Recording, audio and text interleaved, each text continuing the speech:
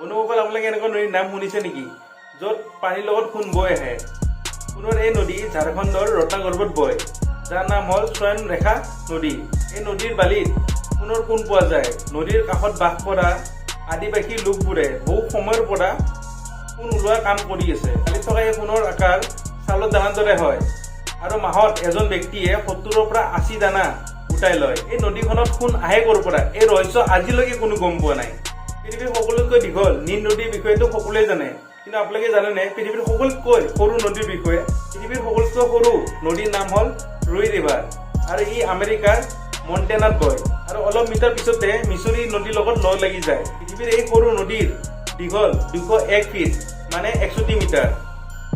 আপোনালোকে ভাবিছে চাগে ইমান সৰু নদীত পানী আহে ক'ৰ পৰা?